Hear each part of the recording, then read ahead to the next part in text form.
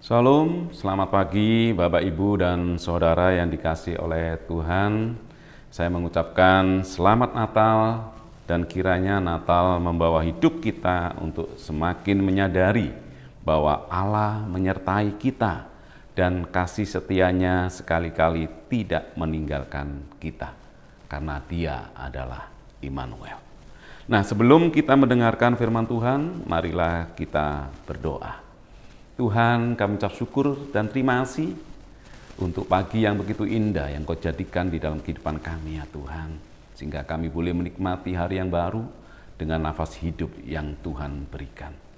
Dan sebentar kami akan mendengarkan kebenaran firman-Mu. Kiranya Tuhan menguduskan hati dan pikiran kami untuk kami bisa mendengar dan terlebih lagi melakukan di dalam kehidupan kami. Roh Kudus memberikan hikmat untuk kami bisa memahami dan mengerti. Hanya di dalam nama Tuhan Yesus Kristus kami sudah berdoa dan mengucap syukur. Haleluya. Amin. Bapak Ibu yang dikasihi oleh Tuhan, firman Tuhan hari ini saya beri judul Yesus tetap Raja. Mari kita buka Alkitab kita dalam Injil Matius pasal yang kedua, ayat yang kedua, kemudian dilanjutkan Injil Matius 2 ayat yang ke-11. Injil Matius 2 ayat yang kedua, demikian bunyi firman Tuhan.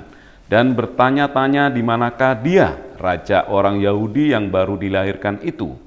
Kami telah melihat bintangnya di timur dan kami datang untuk menyembah dia.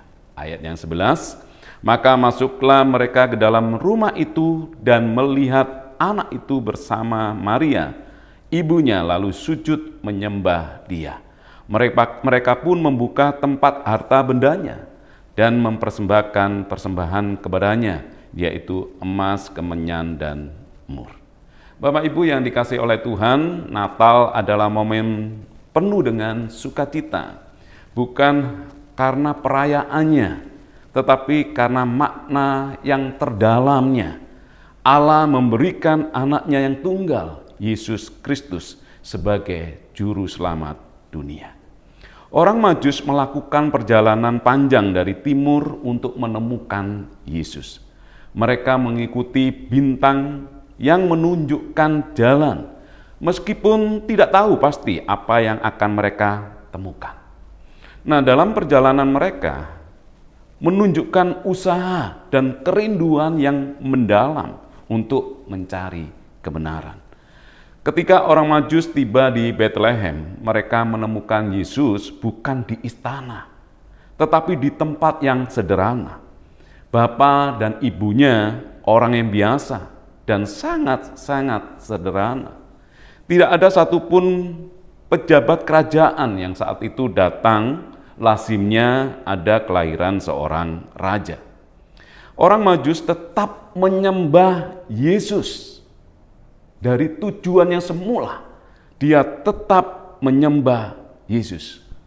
Meskipun mereka menemuinya di tempat yang sangat sederhana. Mereka tidak terpengaruh oleh lingkungan, mereka juga tidak terpengaruh oleh status sosialnya. Tetapi mengakui Yesus sebagai Raja. Berdasarkan siapa dia, bukan di mana dia berada. Mereka tetap bersuka cita karena mereka menemukan Sang Raja yang sejati.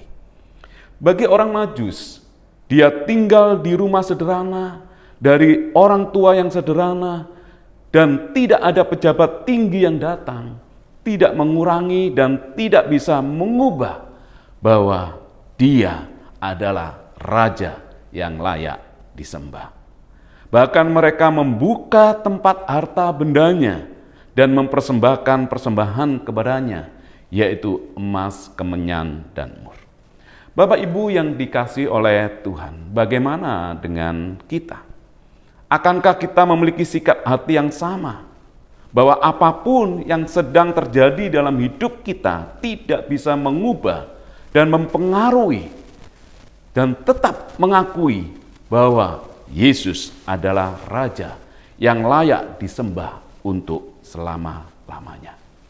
Nah, dalam pengiringan kita pada Yesus, pastinya kita tidak lepas dari namanya masalah.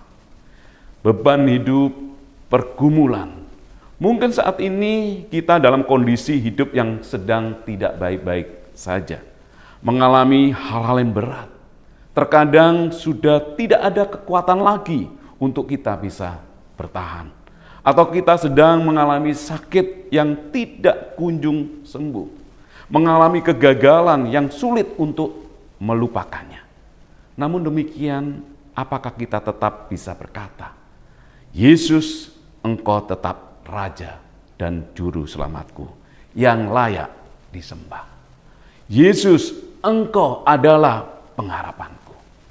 Bapak Ibu yang dikasih oleh Tuhan, jangan menjadi kecewa dan meninggalkan Yesus. Meskipun apa yang kita harapkan tidak sesuai dengan realita yang terjadi.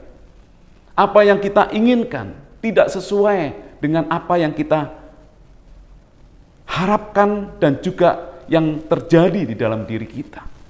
Bapak, Ibu, dan Saudara yang dikasih oleh Tuhan, jadikanlah momentum Natal mengingatkan kepada kita, apapun yang terjadi di dalam kehidupan kita, itu semuanya tidak mengubah akan pandangan kita bahwa Yesus adalah Raja yang layak disembah untuk selama-lamanya. Jangan alihkan percaya kita kepada yang lain oleh karena keadaan yang sedang kita alami saat ini. Kita harus mampu dan kita harus bisa berkata, sekali Yesus, tetap Yesus. Dan untuk selama-lamanya, Yesus adalah Raja. Dan untuk selama-lamanya, Yesus adalah pengharapan kita. Amin. Dan kiranya firman Tuhan pada pagi hari ini, itu selalu menguatkan kita, meneguhkan iman kita, dan pengharapan kita kepada Tuhan. Tuhan Yesus memberkati. Mari kita berdoa. Tuhan, kami ucap syukur dan terima kasih ya Tuhan.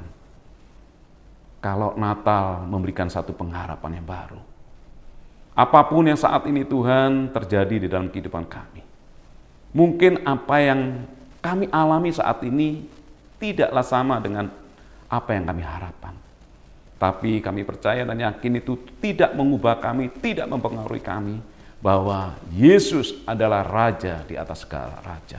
Yesus adalah pengharapan kami di dalam kehidupan kami ya Tuhan. Biarlah kami tetap teguh.